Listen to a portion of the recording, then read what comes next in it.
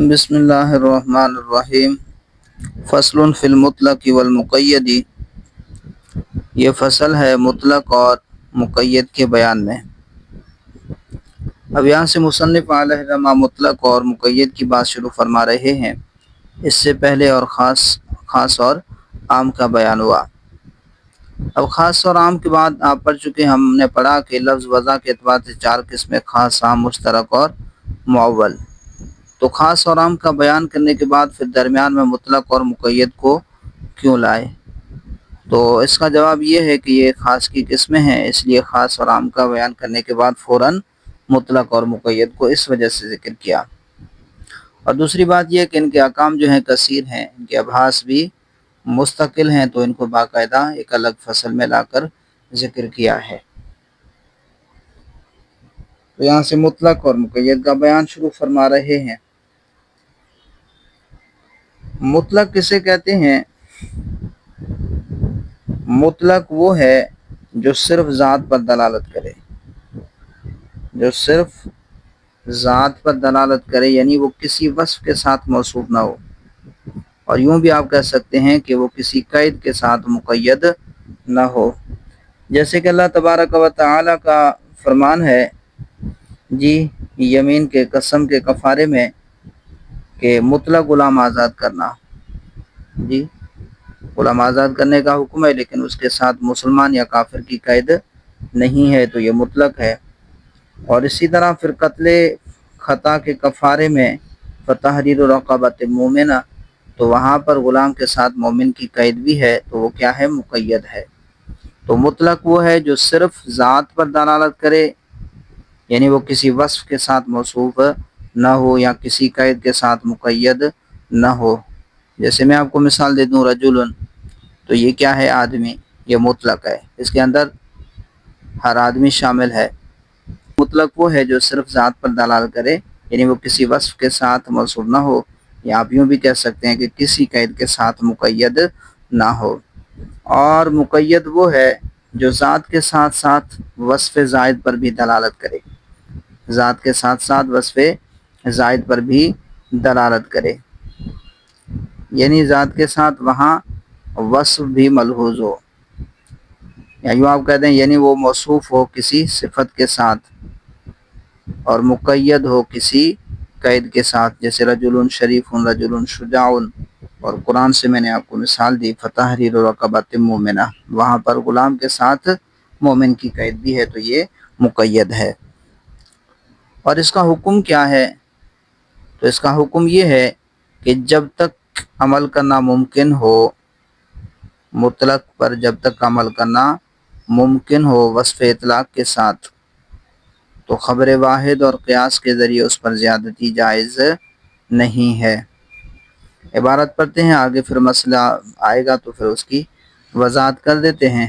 اور اس میں امام شافعی، امام مالک اور احناف کا جو اختلاف ہے وہ انشاءاللہ العزیز بیان کرتے ہیں۔ تھوڑی سی عبارت پڑھ لیں۔ بسم اللہ الرحمن الرحیم۔ فصل فی المطلق والمقید، یہ فصل ہے مطلق اور مقید کے بیان میں۔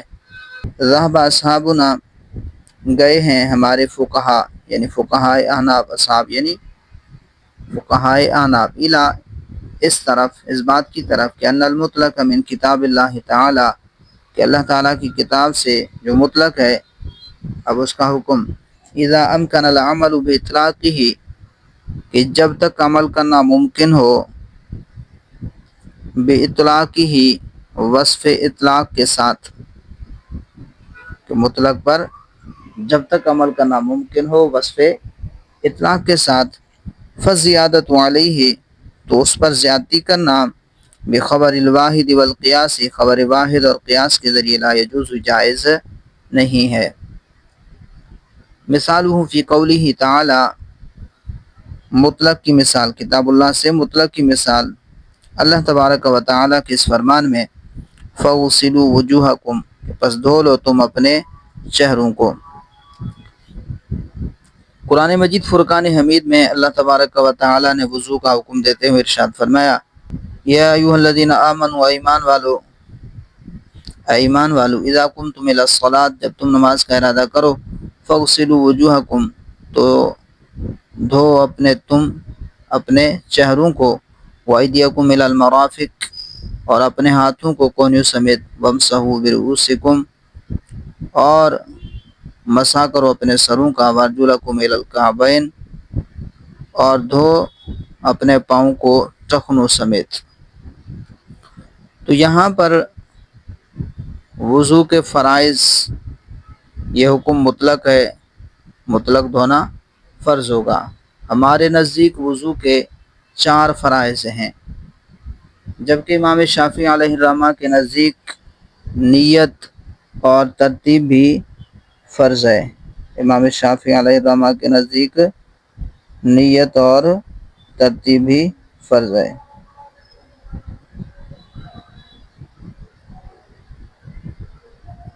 امام شافعی علیہ الرحمہ نیت کو حدیث سے ثابت کرتے ہیں کہ حضور علیہ الصلوۃ والسلام نے فرمایا کہ انما الاعمال بالنیات، کہ اعمال کا دار و مدار نیت پر ہے، لہذا وضو بھی ایک عمل ہے اور یہ بھی نیت کے بغیر جائز نہیں ہے۔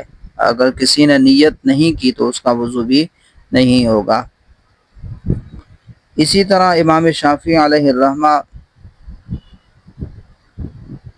ترتیب کو بھی فرض قرار دیتے ہیں کہ اگر کسی نے ترتیب کے ساتھ وضو نہ کیا تو اس کا وضو نہیں ہوگا۔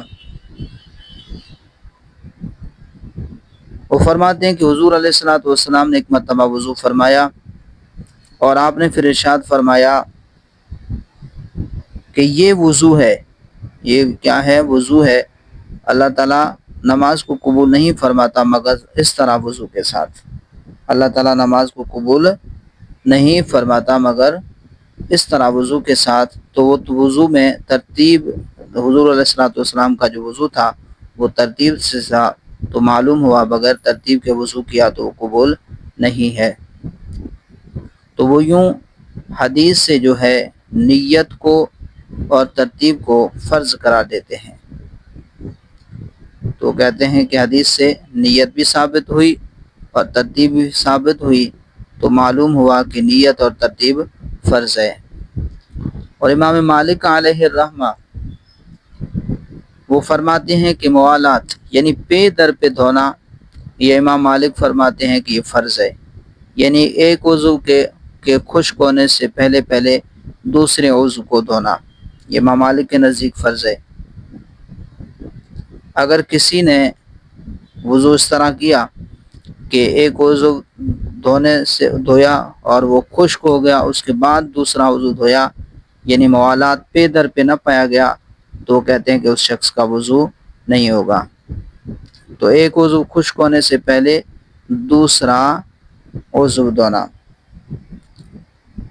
وہ استدلال کرتے ہیں، دلیل پیش کرتے ہیں کہ ایک شخص نماز پڑھ رہے تھے تو اس کے پاؤں کی جو ہے نا تھوڑی سی جگہ خشک تھی ایڑیوں پر، تو حضور علیہ الصلوۃ والسلام نے اسے حکم فرمایا کہ جاؤ دوبارہ وضو کرو اور دوبارہ نماز پڑھو، تمہاری نماز نہیں ہوئی۔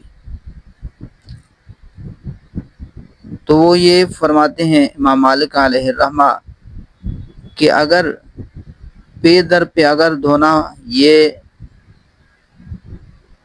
موالات اگر فرض نہ ہوتا تو حضور اس شخص کو فرماتے کہ صرف جاؤ جو جگہ خشک ہے ایڑیوں پر وہ جا کے دھو لو اور نماز پڑھ لو، لیکن حضور علیہ الصلوۃ والسلام نے اس کو پورا وضو کرنے کا حکم دیا۔ معلوم ہوا کہ پے در پہ دھونا یہ فرض ہے۔ اور امام داؤد ظاہری وہ فرماتے ہیں کہ جس نے بسم اللہ نہیں پڑھی تو اس کا وضو نہیں ہوگا۔ بسم اللہ فرض ہے، اگر کسی نے بسم اللہ نہیں پڑھی تو اس کا وضو نہیں ہوگا۔ وہ حدیث ذکر کرتے ہیں کہ لا وضوء لمن لم یذکر اسم اللہ، کہ اس شخص کا وضو نہیں ہے جس نے وضو کے شروع میں بسم اللہ نہیں پڑھی۔ تو امام شافعی علیہ الرحمہ کے وہ فرماتے ہیں کہ نیت اور ترتیب بھی فرض ہے جی۔ اور امام مالک علیہ الرحمہ کے نزدیک موالات یعنی پے در پہ، یعنی ایک عضو کے خشک ہونے سے پہلے پہلے دوسرا عضو دھونا یہ بھی فرض ہے۔ اور اسی طرح امام داؤد ظاہری علیہ الرحمہ کے نزدیک بسم اللہ جو ہے پڑھنا فرض ہے۔ وہ فرماتے ہیں کہ جس نے بسم اللہ نہیں پڑھی اس کا وضو نہیں ہوگا، وہ بھی حدیث پیش کرتے ہیں۔ اور ہم کہتے ہیں کہ کتاب اللہ میں مطلق دھونے کا حکم ہے، فَاغْسِلُوا وُجُوهَكُمْ وَأَيْدِيَكُمْ إِلَى الْمَرَافِقِ، یہاں پر مطلق دھونے کا حکم ہے، آپ اس کو خبر واحد کے ذریعے مقید کر رہے ہیں۔ اب اگر نیت، ترتیب، موالات اور بسم اللہ کی قید بڑھا دیتے ہیں تو یہ آپ نے زیادتی کی ہے کتاب اللہ کے مطلق پر، اور کتاب اللہ کا جو مطلق ہے اس کا نسخ کرنا جی خبر واحد کے ذریعے جائز نہیں ہے۔ کتاب اللہ کا جو مطلق ہے اس کا نسخ جو ہے خبر واحد کے ذریعے جائز نہیں ہے۔ تو اب اگر نیت، ترتیب، موالات اور بسم اللہ کی قید بڑھا دیتے ہیں تو یہ آپ نے زیادتی کی کتاب اللہ کے مطلق پر۔ اب حکم یہ ہے کہ دونوں پر عمل ممکن ہو تو دونوں پر عمل کیا جائے گا، اور یہاں پر دونوں پر عمل کرنا ممکن ہے کہ کتاب اللہ پر بھی عمل ہو جائے اور حدیث پر بھی عمل ہو جائے۔ وہ اس طرح کہ جو چیز کتاب اللہ سے ثابت ہے وہ فرض ہے، یعنی چہرہ دھونا، دونوں ہاتھوں کو کونے سمیت دھونا، سر کے بعض حصے کا مسح کرنا اور دونوں پاؤں کو ٹخنوں سمیت دھونا، یہ 4 فرائض ہیں جی جو کتاب اللہ سے ثابت ہیں وہ فرائض ہیں، اور جو حدیث سے ثابت ہیں وہ سنتیں ہیں، یعنی نیت کرنا، ترتیب اور اسی طرح موالات اور بسم اللہ شریف پڑھنا، یہ کیا ہیں؟ سنت ہیں۔ تو اب کتاب اللہ کے مطلق پر بھی عمل ہو گیا اور حدیث شریف پر بھی عمل ہو گیا۔ امید ہے آپ کو مسئلہ سمجھ میں آ گیا ہوگا۔ ذهب اصحابنا الى ان المطلق من کتاب اللہ تعالی، گئے ہیں ہمارے اصحاب یعنی فقہاء احناف الى اس بات کی طرف کہ ان المطلق من کتاب اللہ تعالی، کہ اللہ تبارک و تعالی کا جو اللہ تبارک و تعالی کی کتاب سے جو مطلق ہے، اذا امکن العمل باطلاقہ، کہ جب تک عمل کرنا ممکن ہو اس پر وصف اطلاق کے ساتھ، جب تک عمل کرنا ممکن ہو اس پر وصف اطلاق کے ساتھ، فالزیادۃ علیہ بخبر الواحد والقیاس، تو اس پر زیادتی کرنا خبر واحد اور قیاس کے ذریعے جائز نہیں ہے۔ مثالہ فی قولہ تعالی، اس کی مثال یعنی مطلق کی مثال اللہ تبارک و تعالی کی اس فرمان میں ہے، فَاغْسِلُوا وُجُوهَكُمْ، پس دھو تم اپنے چہروں کو۔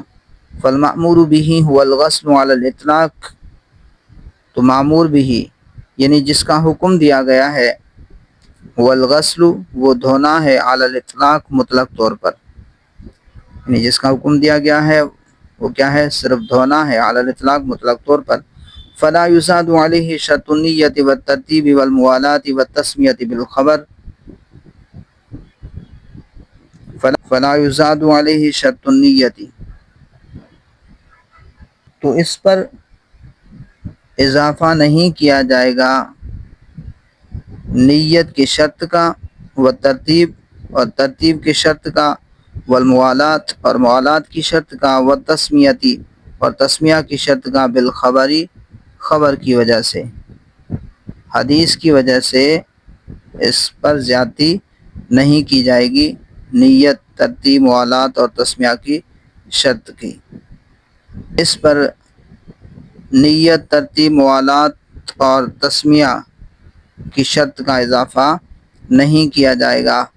وَلَكِنْ يُعْمَلُ بِالْخَبَرِ عَلَى وَجْهٍ لَا يَتَغَيَّرُ بِهِ حُكْمُ الْكِتَابِ، لیکن عمل کیا جائے گا بالخبری، خبر پر، علی وجہ، ایسی صورت پر، لا يتغیر به، کہ اس کے ذریعے، اس عمل کے ذریعے، اس عمل کرنے کی جو صورت ہے اس کے ذریعے، لا يتغیر به حکم الکتاب، تبدیل نہ ہو کتاب اللہ کا حکم۔ اس حدیث پر، خبر واحد پر اس طرح عمل کیا جائے گا کہ اس کی وجہ سے قرآن پاک کے حکم میں تبدیلی نہ آئے۔ فیقال، تو پس کہا جائے گا، الغسل المطلق فرض بحکم الکتاب، کہ مطلق دھونا یہ فرض ہے کتاب اللہ کے حکم کی وجہ سے، وَنِيَّةُ سُنَّةٌ بِحُکْمِ الْخَبر، اور نیت جو ہے وہ سنت ہے بحکم الخبر، خبر کی وجہ سے۔